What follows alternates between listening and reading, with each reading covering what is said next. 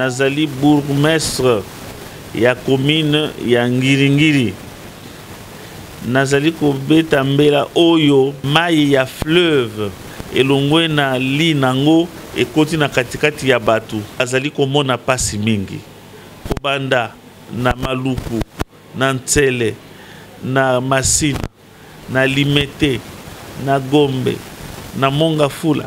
Bandeko bazali komona pasi pendant plus de 2 semaines mai evandeli bango. Ba épidémie epai.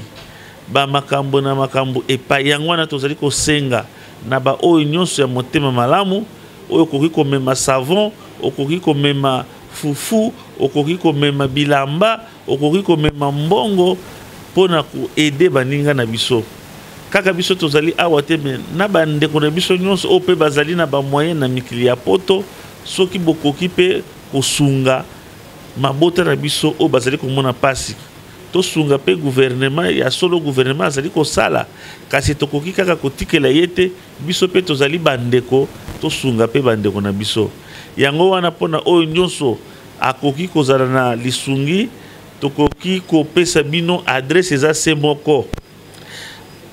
Na fondation Maloua, référence ezali avenue Saint-Christophe numéro 1429, commune ya Limité en diagonale de l'hôtel de la Funa, soko commune première rue HJ au Tuni, adresse wana bakolakisa yo Saint-Christophe numéro 1429.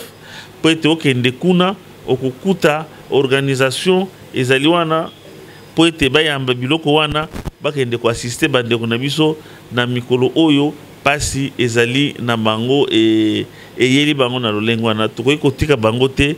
Yango wana tosengi na bato ya mitema malamu biso nyonso tu totia loboko na pate poete tosunga to sauver ba vie ya bandeko na biso. Voilà on a ngai kolobela bino yango wana. Info Live plus 243 810 399 552.